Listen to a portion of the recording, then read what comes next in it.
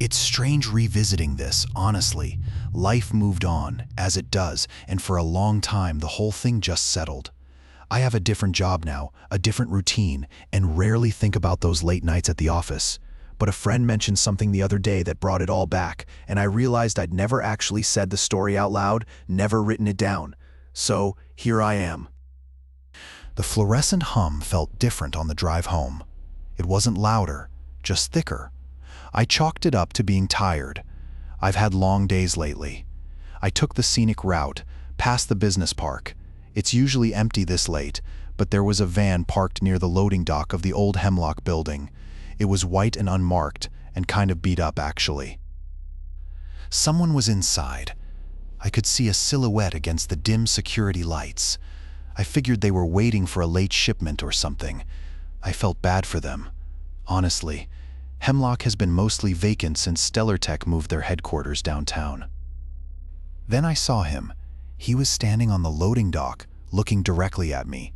He was a guy in a bright orange vest, holding a clipboard. He wasn't waving, and he wasn't acknowledging me at all. He was just watching. He started walking slowly back towards the building doors, but still facing me. It was weird. I slowed down, thinking maybe he needed help. Maybe he was a security guard filling in for someone. But there weren't any security vehicles around, and Hemlock doesn't even have security anymore. I passed the building, glancing in the rearview mirror. He was still there, now disappearing inside. Maybe it was a late-night inspection team from the city. They'd been doing a lot of code compliance checks in the area, sending notices about fire hazards, and honestly, I hadn't paid much attention. I just figured it was bureaucratic busywork. That must be it. But even thinking that, it felt wrong. Hemlock has been derelict for months. What fire hazards could they possibly be checking for now? I started taking the long way home. It wasn't a huge detour, just avoiding Hemlock. It felt stupid, honestly, like being scared of a shadow. But that guy in the vest, just watching, I couldn't shake it. I told myself it was the light, the angle. He was probably just curious about the car. Then I saw the truck. It was white and unmarked, parked across the street from my apartment building. It was Tuesday morning. I'd left for work at 7:15, and it was already there. I didn't recognize it. Delivery trucks usually come later. I glanced in the rearview mirror and saw it hadn't moved when I merged onto the highway. Probably just a contractor, I thought. Maybe doing work on the power lines? Yesterday was different, though. I was grabbing coffee at that little place on Elm, the one with the chipped mugs, and I saw Elma. She works at the library usually, and always has her nose in a book. But she was talking to a man in an orange vest near the park. They weren't arguing, just a very intense conversation. He wasn't looking at her, more like looking through her while she kept glancing around. I almost said hello to Elma, but something stopped me. She looked preoccupied, and then she looked right at me. It wasn't a friendly, "Oh, hey, look." It was more like acknowledgement, like she knew I'd seen them. Later, walking back to my car, I noticed a small silver sticker on the lamppost. It was just a circle with a tiny, almost invisible number inside, 37. I hadn't seen that before. I rubbed at it, thinking it was probably some city maintenance mark, but it didn't come off. It was in the metal. I drove straight home after that and locked all the doors. It's probably nothing, just a weird coincidence. But I keep checking my mirrors. I didn't go to work the next day. I called in sick and said I had a migraine. It wasn't a lie, exactly. My head was pounding, but it wasn't a normal headache. It felt watched. I spent the morning staring out the window, half expecting to see the man in the orange vest just standing there on the sidewalk. He hadn't been around since the sticker, though, which was almost worse. I decided I needed to get out of the house. I just wanted to drive anywhere. I told myself I was going to visit my Aunt Loretta, but I didn't even make it out of town. I drove past Hemlock again, just to, I don't know, see if anything was different. It wasn't. Except there was the white truck. It was parked right in front of the loading dock, same as before, and a man, not in orange this time, but in a blue uniform, was fiddling with the lock on the back door. I slowed down. He glanced up, and for a split second, I swear he was smiling at me. Not a friendly smile, more like acknowledgement. I put the car in reverse, intending to turn around. Then another car pulled up behind me. It was a dark sedan. I couldn't see who was driving. The man in blue had the door open now and was pulling out some kind of equipment, a small silver box with blinking lights. It looked like a bomb disposal kit. That's what I thought. Maybe they'd finally discovered something dangerous inside Hemlock.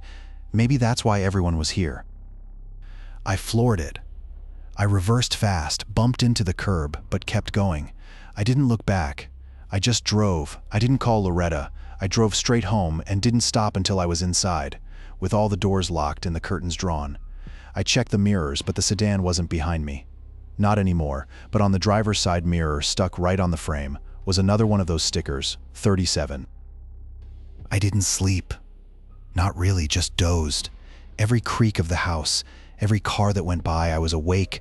I kept seeing the sticker, that stupid number 37, like a brand. I needed to know what it meant. I called in sick to work and told Loretta I had a migraine. She sounded worried and offered to bring soup. I said no, I didn't want anyone coming over. I drove back towards Hemlock. Not to Hemlock exactly, just around the area. I wanted to see if I could spot anyone in an orange vest, anyone doing anything that didn't quite fit. I parked a couple of blocks over near the old diner. It was closed, of course.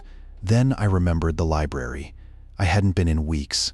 Maybe there was something in the local history section, some record of work permits, of scheduled maintenance in the industrial park.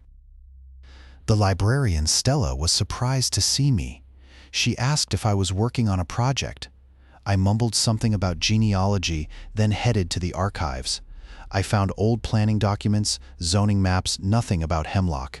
Then Stella came over, holding a newspaper clipping. "This might be what you're looking for," she said, her voice too bright. "There was an incident a few years back, a fire. Hemlock was being converted into a storage facility. Apparently it wasn't up to code." The article showed photos of the building, but also people, workers, men in blue uniforms, and a blurred image of Elma talking to someone in an orange vest near the park. The article mentioned several injuries and one fatality, a structural collapse. They'd shut the whole thing down. It was a disaster. I felt relief. It was just negligence, bad construction, that's all it was. Then Stella said, "Poor Tobias, he worked there. He never quite recovered." And she pointed to a small memorial plaque on the wall, listing the names of those injured. And there it was, 37 names. It's funny, the things you forget, or maybe not forget exactly, just compartmentalize. For years, I didn't think about the stickers. Not really. I remembered the men, the park, Stella, and the names. But the stickers, they were just there. Blue numbers on silver. I started noticing them everywhere after that last visit to the library, on street signs, lampposts, even the back of a stop sign near my apartment. They were always facing away from the main road, tucked into some less visible spot. I kept telling myself it was some kind of city infrastructure project, a new mapping system or something. Dumb, I know, but it was easier than thinking about what else it could be. I even asked Vince about it at the hardware store. He just shrugged and said, "Probably just some contractors, don't worry about it."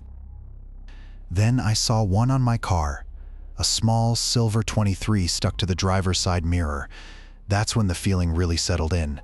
Not fear, not exactly, more like being watched. Like I'd wandered onto a game board and someone had finally noticed my piece. I tried to peel it off, but the adhesive was strong. It left a residue. I scrubbed at it for ages, feeling ridiculous.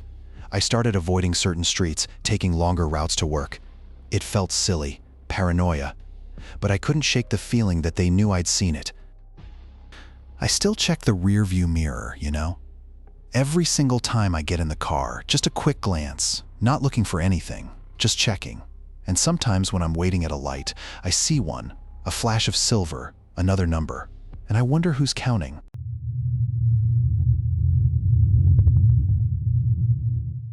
It's strange to revisit all of this, honestly.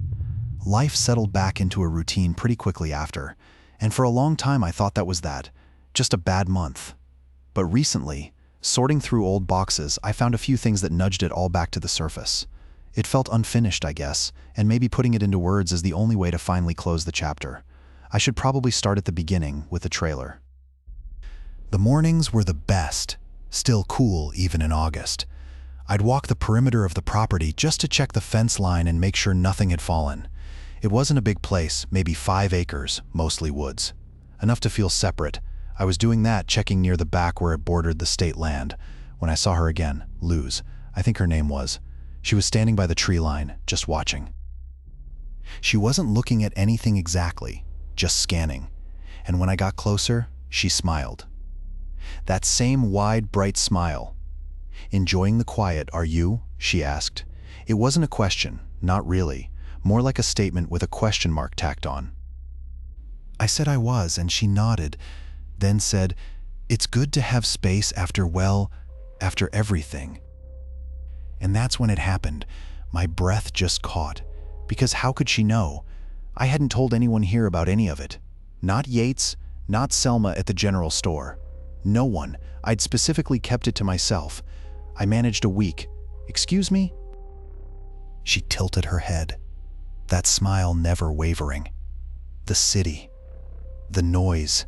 It can get inside you, you know. A fresh start is a good thing. She was looking past me now, at the woods. Sometimes you just need to rebuild from the ground up.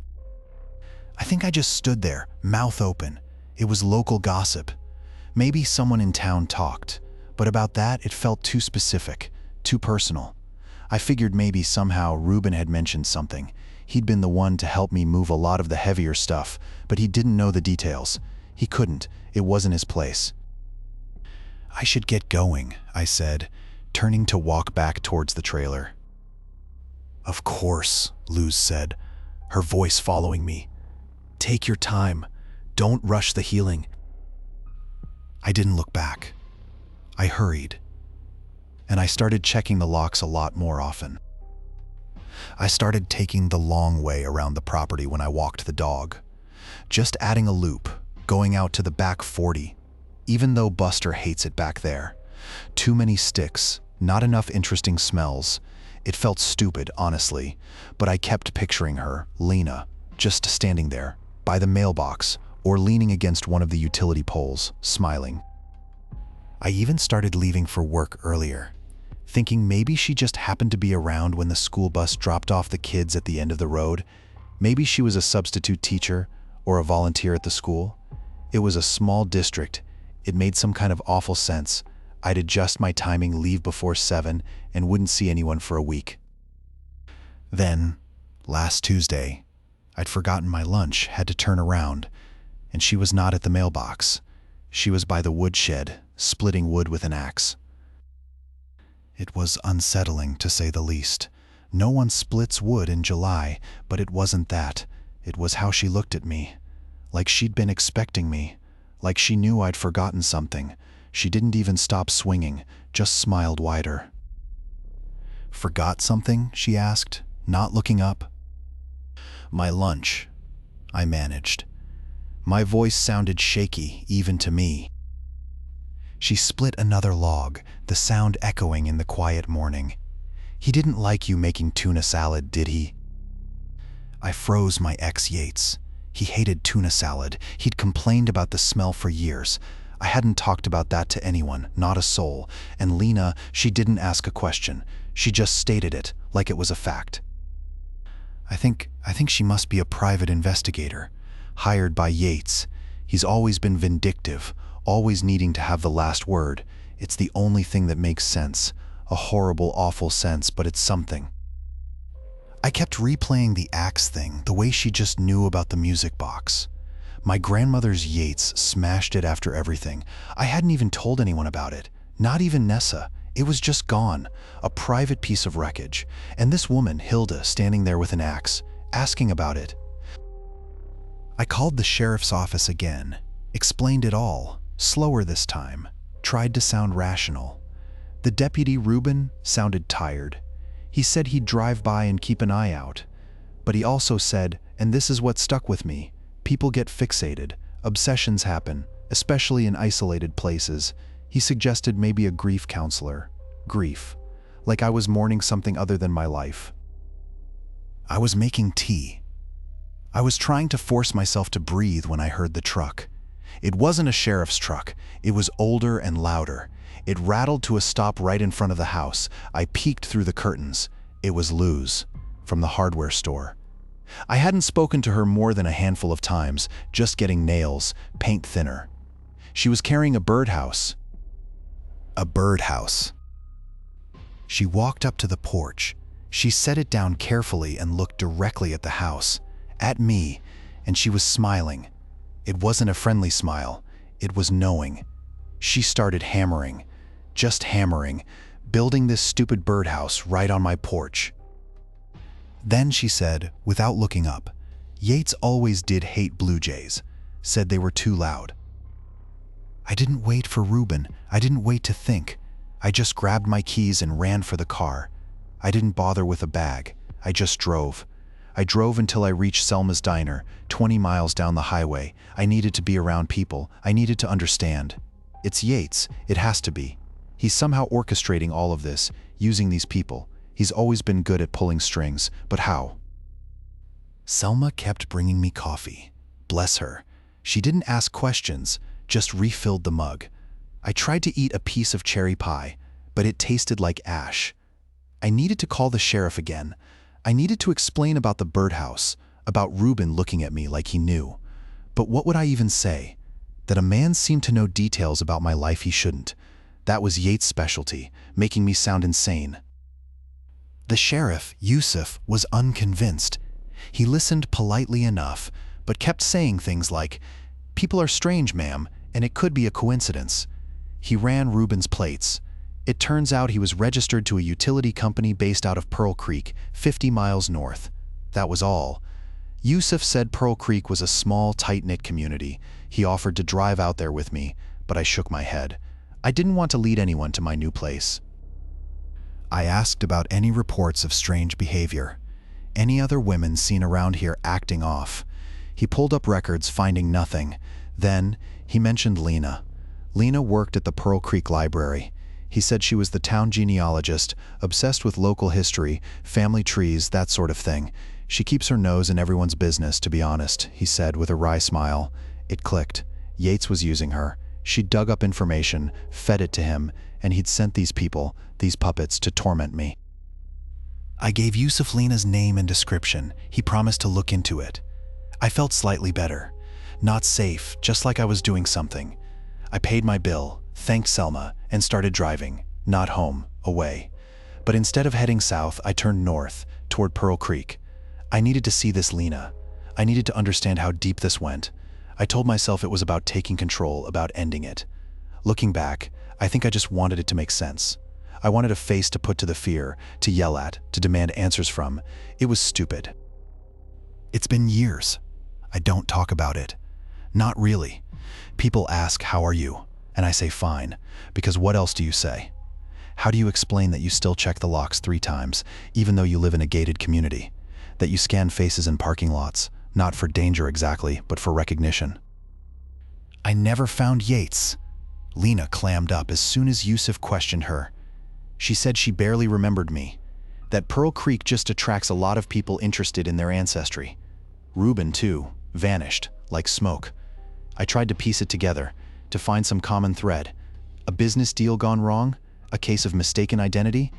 I even considered some elaborate, twisted revenge plot connected to my ex-husband, though that felt reaching. It didn't fit. What I convinced myself of, for a while, was that they were collectors. Of stories, of trauma, that Yates was some kind of oral historian, documenting the hidden wounds of people who'd tried to disappear. It was a way to make it less about me, less about being specifically targeted. I needed it to be a system, not a hunt. I haven't seen any of them since, but I still do the same thing every time someone new comes to the door, even a delivery person. I don't look through the peephole. I look above the doorframe. It's stupid. I know there's nothing there.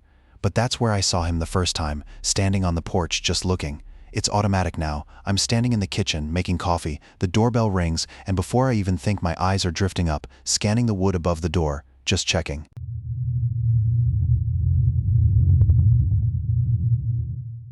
I was between things, I guess you could say.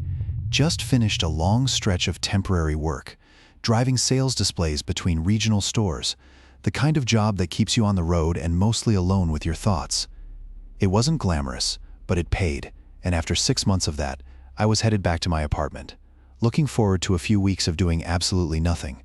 The drive was mostly flat, endless stretches of asphalt cutting through farmland, and I'd timed it to avoid most of the traffic.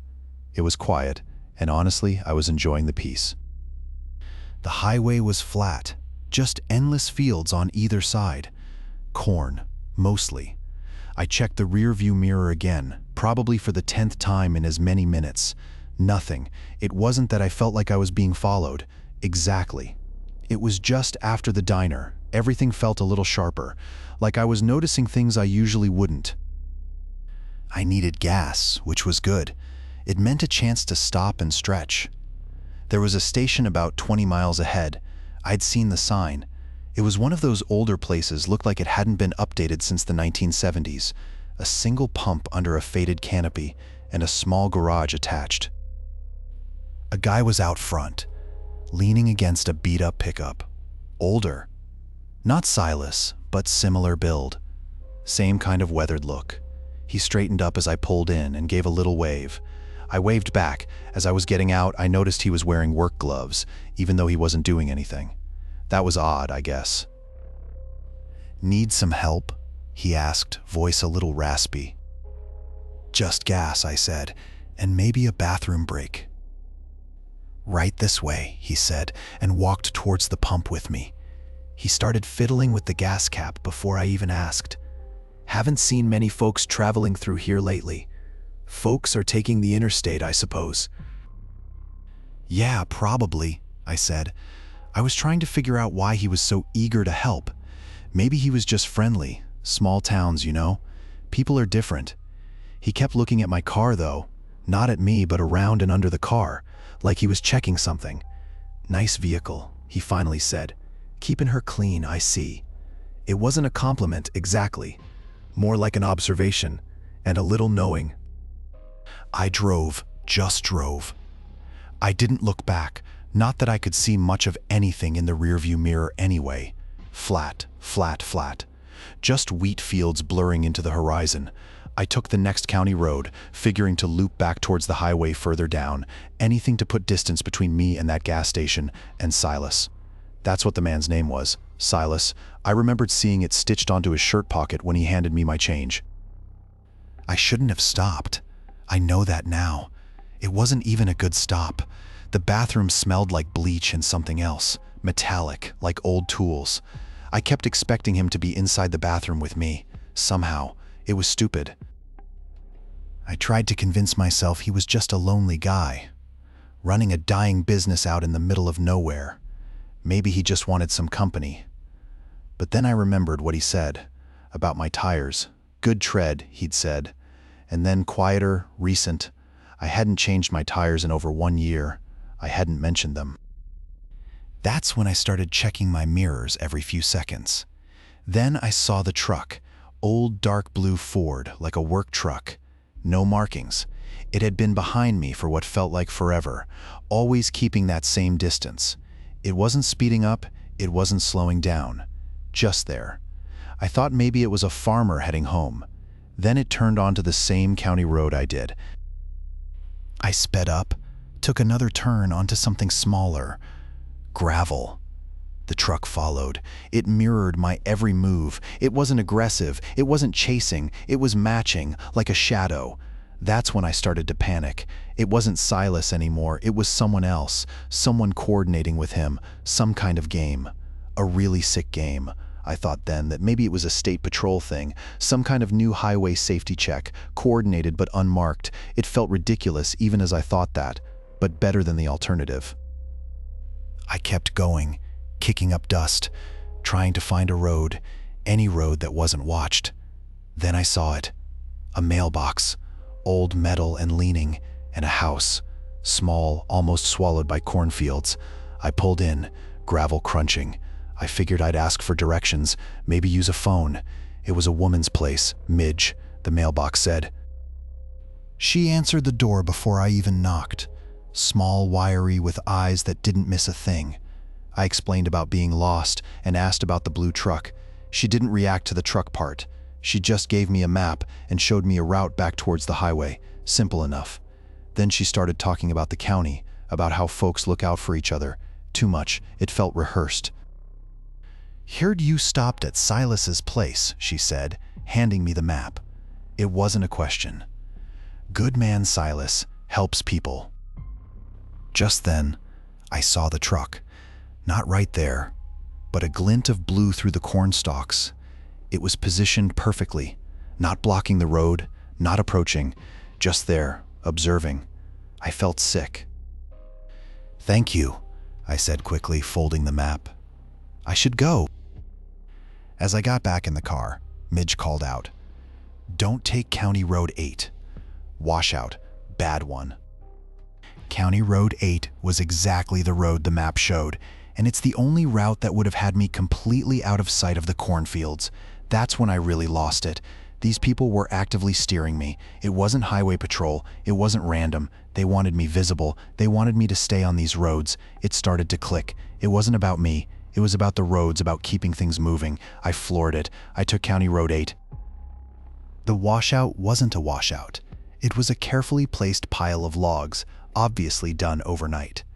And nestled among them, glinting in the sun, a piece of my car's broken taillight, the one that had cracked at Silas's station. I just sat there, no one around, just me, a ruined taillight, and the unnerving feeling that every single turn I'd made had been preordained. I just sat with the taillight piece. It felt like a message, a really messed up, specific message. I finally backed up, turned around, and drove back toward Midge's. I needed to talk to someone, even if she was off. Maybe she knew something. Maybe this was some local prank, some really elaborate, cruel prank. She was on the porch, rocking, same as before. I told her what I found about the washout and the taillight. She didn't even look surprised and just kept rocking. "People get lost out here," she said, finally. "Things disappear." I asked her if she knew anything about a blue truck. She said she'd seen it around. Ivan drives that one. He works for the county, mostly patching roads. He is a good man, Ivan. Good man, right? I asked if I could use her phone to call for a tow. She said hers was out of service, but Ira down the road had a landline. She wrote down the number on a scrap of paper. "Tell him Midge sent you." Ira's place was another 10 minutes down the road, a smaller, shabbier farm. He was intense and kept looking at my hands and my clothes. He let me use the phone, but while I was waiting for the tow truck, he started asking questions, not about the car, but about me, where I was from, what I did, how long I'd been traveling alone. He said he recognized my license plate. "You were at Silas's station a few days back, weren't you?" I told him I was. He nodded slowly. "Silas gets a lot of travelers through there. He keeps a log, a very detailed log." It hit me then. This wasn't random. It wasn't a prank. It was Silas. He'd somehow gotten it into his head that I was, I don't know, a thief, a spy. He'd wrecked my car, sent me on this wild goose chase, and now was tracking my every move through these people. It was all Silas. I should have just gone straight to the police from his station. It's funny, the things you replay, not the worst parts, necessarily. I keep going back to the diner. Ula's diner just outside of Havenwood. I figured, get back on a state highway, find a diner, call for a tow, a rental, normal things.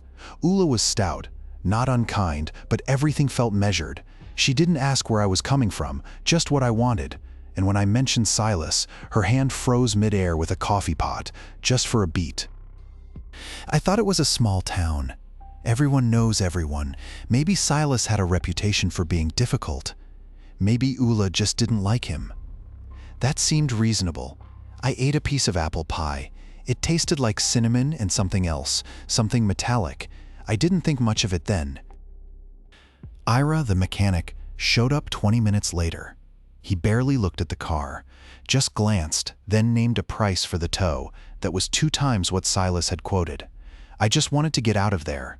I paid him, and he took my car to his shop on the other side of Havenwood. He said it would be a few days to get the parts. A few days? I stayed at a motel, the only one run by a woman named Josie. She gave me a key and a long look. Didn't ask for ID, didn't seem to care.